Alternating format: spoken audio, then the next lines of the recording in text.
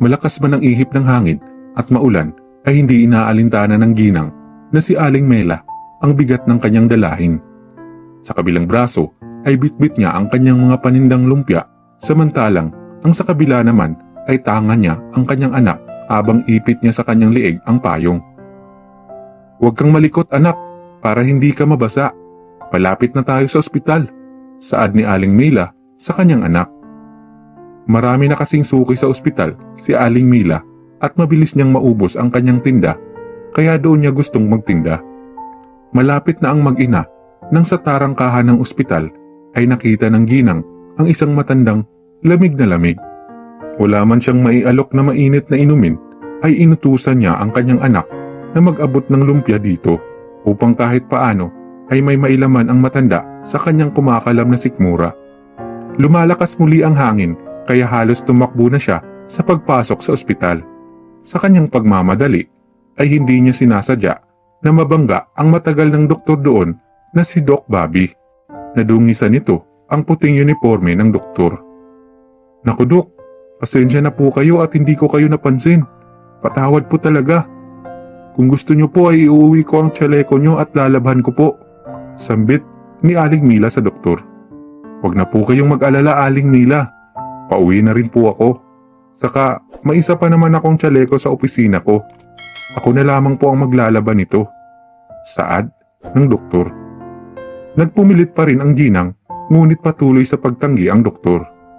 "Ito po Dok, tanggapin niyo po ang tinda kong lumpia. Sige na po," pakiusap ni Aling Mila. Upang matapos na ang paghihingi ng kapatawaran ng ginang, ay tinanggap na lamang ito ng doktor. "Bakit ho ba bitbit niyo pa ang anak niyo sa ganitong uri ng panahon? Delikado po para sa inyong dalawa, at delikado rin para sa kanya lalo pat dito ang tungo niyo sa ospital," saad ng doktor. "Wala po kasi akong mapag-iiwanan sa anak ko Dok. Pero hindi naman po ako pwedeng tumigil sa pagtitinda dahil ito lamang po ang ikinabubuhay namin," tugon ng ginang. "Nasaan ang asawa mo?" tanong muli ni Doc Bobby. "Naku, mahabang kwento po. Natigok po ang asawa ko dahil sa engkwentro. Sumama po kasi siya sa kilusan ng mga rebelde. Magmula po noon ay kami na lang talaga nitong anak kong si Lina ang magkasama," pahayag ni Aling Mila. "Alam nyo Aling Mila, masarap itong lumpia ninyo. Saka nakita ko po ang kabutihang ginawa ninyo sa matanda. Ibang klase talaga kayo. Marami po ba kayong alam na iluto?" tanong ng doktor. "Opo, hilig ko talaga ang pagluluto. Kapag nga mabibigyan ako ng pagkakataon ay magkakarinderya ako," sambit ng ale. Napahanga si Doc Bobby sa kabutihan at pagpupursige ni Aling Mila. "Namimiss ko na kasing kumain ng mga lutong bahay. Mag-isa na lang kasi ako sa bahay at syempre, kapag abala ay lagi na lang ako sa labas kumakain. Baka pwede nyo naman akong matulungan. Gusto ko sanang alokin kayo na magkasambahay sa akin. Kung gusto nyo lang po," alok ni Doc Bobby. "Kung ayos lang din po ay doon na sana rin kayo tumira ng anak mo sa bahay ko," dagdag pa nito. Agad na pumayag ang ginang. Labis ang kanyang saya sapagkat malaking tulong ito sa kanila ng kanyang anak, lalo na sa kanya dahil hindi na siya mahihirapan sa pagtitinda. Hindi na rin nila kailangan pang manirahan malapit sa estero kung saan sila kasalukuyang nanunuluyan. Lubusan ang pasasalamat ni Aling Mila sa kabutihan ng doktor. Pinangako niya na pagbubutihin niya ang kanyang trabaho.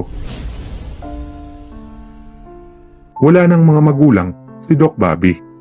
Ang nag-iisa naman niyang kapatid ay isang doktor din na nakabase naman sa ibang bansa.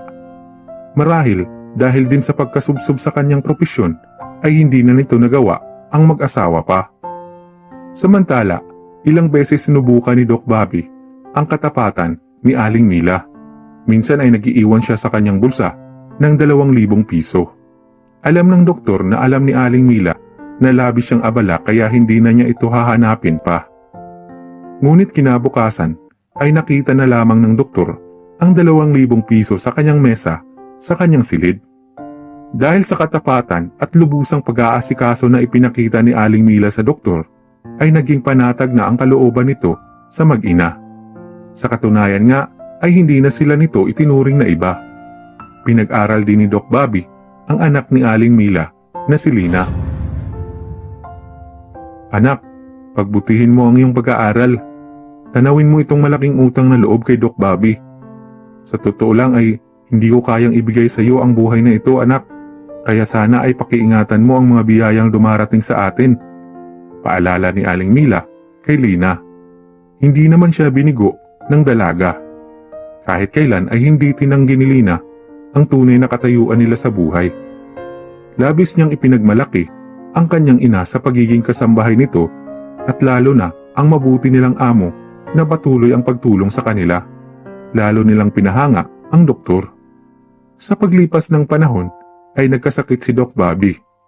Kahit na may katandaan na si Aling Mila ay magkasangga pa rin sila ng kanyang anak sa pag-aalaga sa doktor. Kita mo nga naman, ako ang doktor pero ako ang inaalagaan. Biro ni Doc Bobby sa mag-ina. Ipahinga nyo na lang po ang katawan nyo, Doc. Kami po ang bahala sa inyo ni Nanay, sambit ni Lina sa amo. Maraming salamat sa inyo dahil sa haba ng taon ay narito pa rin kayo sa tabi ko. Saad ni Doc Bobby. Kami po ang dapat na magpasalamat sa inyo, Doc. Araw-araw ko pong naiisip ang tagpong nasagi ko kayo. Dahil simula ng araw na yun ay nagbago na ang buhay namin. Walang hanggang pasasalamat po sa inyo. Ika naman ni Aling Mila. Lubos na inalagaan ni Aling Mila at Lina ang may sakit na doktor. Lahat ng pag-aasikaso na kailangan nilang ibigay ay kanilang ginagawa. Ngunit dahil malala na rin ang kondisyon ng doktor, ay binawian na rin ito ng buhay. Labis ang lungkot ng mag-ina. Nay, pangako ko po, magiging doktor ako tulad ni Doc Bobby. Hindi lang po isang magaling na doktor, ngunit mabuting tao po kahit kanino. Saad ni Lina sa ina. Nang inilibing na ang doktor, ay aalis na sana ang mag-ina sa bahay nito. Ngunit pinigilan sila ng kapatid ni Doc Bobby at iniabot nito ang isang papel sa kanila. Laking gulat nila nang mabasa ang nilalaman nito. Tama kayo, iniiwan ng kapatid ko sa inyo ang lahat ng kanyang ari-arian, kasama ang bahay na ito. Alam niyang sa pag-aalaga niyo ay lubos na maaalagaan ang kanyang mga naiwan. Sambit ng kapatid na doktor. Napaluha na lamang ang mag-ina sapagkat hindi nila akalain na hanggang sa huli ay hindi sila pababayaan ni Doc Bobby. Hindi ko po alam kung ano ang nagawa ko upang matanggap ko ang mga bagay na ito mula sa inyong kapatid. Pagtangis ni Aling Mila. Mabuti ang puso nyo at ang inyong pagkatao. Hindi nyo rin naman po pinabayaan ng kapatid ko, kaya karapat dapat pong maiwan sa inyo ang lahat ng ito. Naniniwala po ako na hindi mapupunta lamang sa wala ang lahat ng alaala ng aking kapatid. Saad ng babaeng doktor. Ginamit ni Aling Mila at Lina ang ipinamana sa kanila ni Doc Bobby upang magkaroon ng magandang buhay. Katapos ng pag-aaral si Lina at tinupad niya ang kanyang mga pangako na tutulong sa mga nangangailangan. Kahit na nagbago na ang buhay ng mag-ina, ay hindi pa rin nila iniaalis sa pagkakatapak sa lupa ang kanilang mga paa.